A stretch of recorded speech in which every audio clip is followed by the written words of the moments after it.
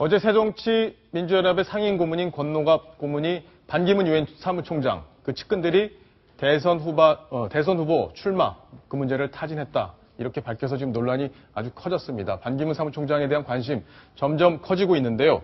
야권에서도 계속 이렇게 반기문 총장을 띄우는 모습입니다. 자, 그리고 안철수 의원의 얘기, 그리고 문재인 의원의 얘기까지 야권 얘기. 조수인 차장과 자세히 한번 해보겠습니다. 자, 조수인 차장. 네. 지금 권노갑 상임고문하고 굉장히 가까운 걸로 저도 알고 있는데 지금 권노갑 상임고문이 반기문 총장의 측근이 나한테 왔다 이렇게 얘기를 했는데 네. 그 측근 예. 누군지 얘기해 주실 수 있나요? 예. 권노갑 상임고문이 어제 그 출판 기념회, 회고록 출판 기념회에서 반기문 사무총장의 측근들이 2차례에 걸쳐서 나에게 왔다. 예. 그래서 대선 출마 문제를 타진했다. 이렇게 얘기를 했는데요. 어제 출판 기념회에 저도 오후 4시까지 있었는데 정말 깜짝 놀랐습니다. 네. 그리고 이 출판 기념회는요. 권노갑 상임고문이 정치를 시작하고 50여 년 만에 처음으로 갖는 국내 첫 출판 기념회인데 이 자리에서 권노갑 상임고문이 반기문 유엔 사무총장 영입설과 관련한 발언을 하면서 주인공이 반기문 유엔 사무총장이 되다시피 했습니다. 그랬죠. 네. 어제 그 권노갑 상임고문의 말을 좀 종합을 해보면요. 첫 번째는 반기문 유엔 사무총장의 측근이 나에게 와서 야권 후보로 대선 출마를 타진했다는 겁니다. 좀 구체적으로 말씀드리면 6개월 전에 한 사람이 왔고 또 지난주에는 2사람이 찾아왔다. 그러면서 상당히 가까운 측근이다.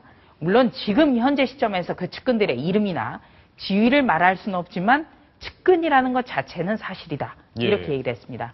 아침에도 권노갑 상임고문과 좀 전화통화를 해봤는데요. 역시 같은 얘기를 했습니다. 그러니까 지금 현재 새누리당에서 어떤 친박계가 김무성 대표를 좀 견제하는 차원에서 계속 반기문 유엔 사무총장의 영입설을 계속 얘기했거든요. 예. 심지어는 지난주에 대통령이 시정연설을 위해서 국회를 찾은 그날 바로 친박계 의원들이 토론회를 가졌습니다. 주제는 반기문 유엔 사무총장이었고요. 그런데 그 권노갑 상임고문은 어제 왜 했느냐 이런 얘기를 물었더니 새누리당뿐만 아니라 새정치민주연합 그러니까 야권 내에서도 반기문 유엔 사무총장의 가능성을 열어놓고 있고 이런 물밑 작업을 하고 있다는 점은 좀 기자들에게 알리고 싶었다. 이렇게 설명을 했습니다. 예. 지금 조수인 차장이 한 2분 정도 설명을 해주셨는데 제가 질문한 내용 답을 안 했습니다.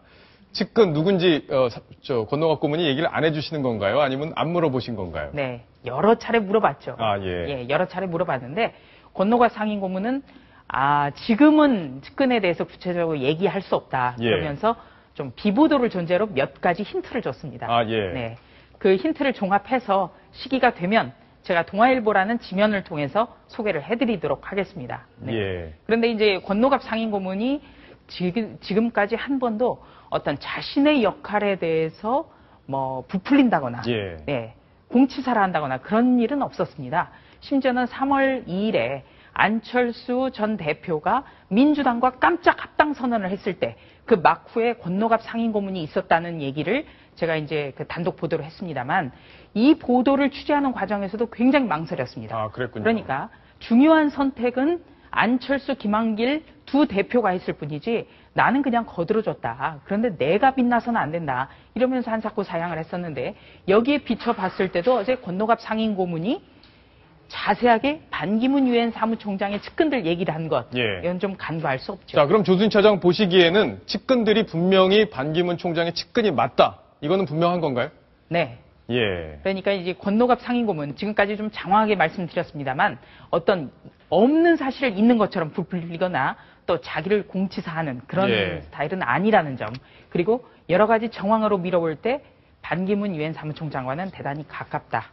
측근이라고 할 수밖에 없다. 예. 이 점을 좀 말씀드리겠습니다. 자, 그러면 지금까지 취재한 내용을 종합해 보면 반기문 총장의 측근이라고 확실하게 볼 수 있는 사람들이 권노갑 상임고문, 킹메이커 역할을 할 수 있는 권노갑 상임고문을 찾아왔었다. 이건 분명한 사실인 것 같습니다. 앞으로 어떤 내용이 계속 벌어질지 궁금한데요.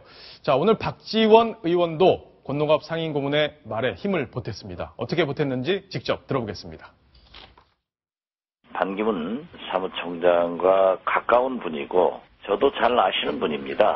알고 계십니까? 네, 예. 이분이 권노갑 고문에게 상당히 오래전부터 그러한 의사를 타진했고 2, 3주 전에는 함께 식사를 하자는 제안도 저에게 왔었습니다. 미묘한 문제에 대해서 개입하는 것은 바람직하지 않아서 만나지 않았습니다. 반기문 사무총장의 지인들이나 측근들은 몇 개 그룹 차원에서 움직이고 있는 것만은 사실입니다. 자, 움직이고 있는 것만은 사실이다. 저 얘기 굉장히 좀 세게 들리는데요. 네. 반기문 총장이 지금 국내 정치에 개입할 수 없는 그런 상황일 텐데 측근들은 저렇게 움직이고 있다. 어떻게 봐야 될까요? 네. 박지원 의원이 얘기를 했습니다만 반기문 유엔 사무총장은 지금 뉴욕에 있는 유엔 본부에서 일을 하고 있습니다. 그런데 반기문 총장의 그 외교관 시절부터 잘 알던 그 측근이라고 할 수 있는 분들, 그리고 또 반기문 총장의 고향을 중심으로 해서 지역에서는 그 반기문 총장의 대선 후보 이 문제를 타진하는 사람들이 실제로 있습니다. 그래서 박지원 의원도 이 점을 얘기를 했고요. 박지원 의원은 오늘 기자들과 만나서 또 이런 얘기도 했습니다. 반기문 총장의 대북 정책이 김대중 전 대통령의 햇볕 정책과 일맥상통한다. 네, 이런 얘기도 했습니다. 그러니까 야당의 대선 후보로서 적합하다는 점을 계속 강조를 하고 있는데요.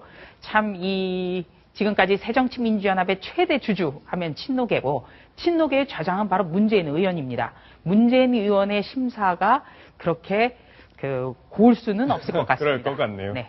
자, 오늘 정대철 상임고문도 반기문 총장에 대해서 또 언급을 했는데요. 야, 진짜 이렇게 러브콜이 쏟아질지 제가 깜짝 놀랄 정도인 것 같습니다. 정대철 상임고문의 이야기도 직접 들어보겠습니다.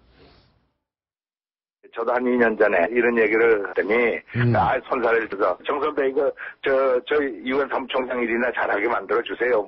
이러고, 그래서, 제가 그런 말씀을 좀 드렸어요. 노무현 대통령을 생각할수록 또 민주당 쪽에 오는 것이 정상적인 수순일 것이다. 본인은 영입을 원하겠죠, 만약에 하시면. 그러나, 경선을 통해서 후보가 돼야 값어치가 더 있고요. 자, 지금 정대철 고문도 어쨌든 관심이 상당히 많은 것 같습니다. 그만큼 야권의 상황, 주자가 마땅치 않다 이렇게 볼 수 있는 건데 어떻게 보세요? 네, 새누리당의 친박계 의원들은 바로 김무성 대표라는 비박계 대선 후보를 제지하기 위해서 지금 반기문 사무총장을 띄우고 있고요. 새정치민주연합의 중진들 친노가 아니라는 공통점이 있습니다. 그러니까 문재인 의원이라는 친노 주자로는 다음 대선이 어렵지 않느냐 이런 인식이 깔려 있다고 봐야겠습니다. 반 총장의 최측근 바로 잘 알려진 박준우 전 청와대 정무수석 비서관인데요. 전화 인터뷰를 했죠? 네. 인터뷰를 했는데요. 그 얘기를 또 직접 들어보겠습니다. 의사 확인도 안 된 상황을 그 다음에 측근이 누구라고 밝히지도 않으면서 이런 걸 언론에 얘기한다는 것 자체가 나는 좀 여러 가지 의도가 있는 거다.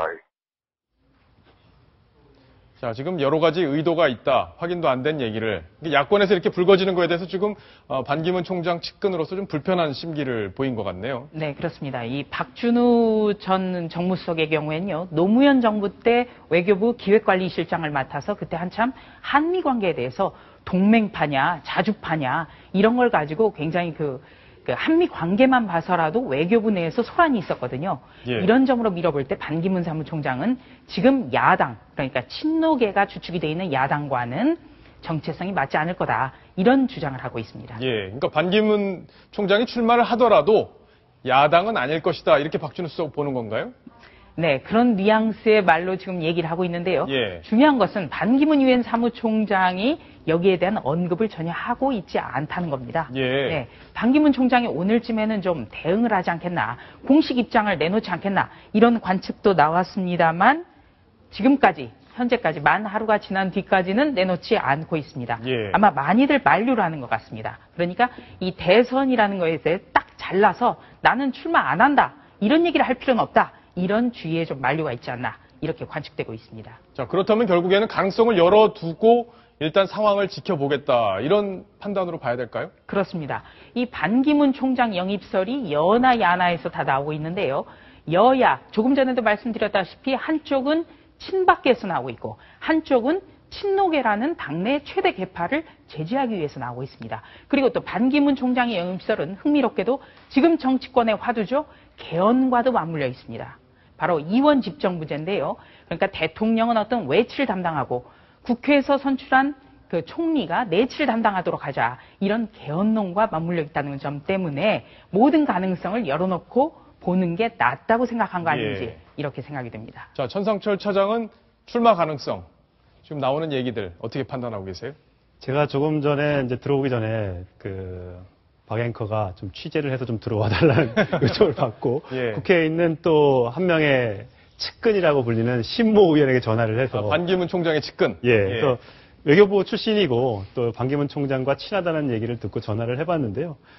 이게 대응을 하면 할수록 오히려 정치권의 수에 말리는 거다. 그러니까 대응을 하지 않는 것이 맞고 본인 생각으로는 2017년 대선에는 나오지 않을 것 같다. 좋은 이미지를 그 대선에 출마함으로써 버리는 것보다는 현재 유엔 사무총장으로 그동안 가지고 왔던 좋은 이미지를 계속 가지고 나가는 게 더 낫지 않겠냐 이런 예상을 했습니다만 예. 그런 전망에 불과한 것뿐이고요. 지금 뭐 대선 지지율이 40% 육박하는 압도적 1위를 달리고 있는 상황에서 나 지금 안 나갑니다 이렇게 선을 그었다가는 나중에 발목을 잡을 수 있으니까 그런 말을 하고 있지 않는 거 아니겠습니까? 예. 이게 사실 정치권에는 신상품 증후군이라고 해서 뭔가 좀 새로운 거, 뉴페이스를 찾는 노력이 항상 그동안 계속되어 있지 않았습니까?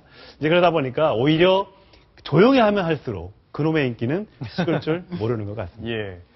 이렇게 말씀을 안 하고 있는 것, 저것도 어쨌든 전략일 수도 있겠다, 이런 생각도 듭니다.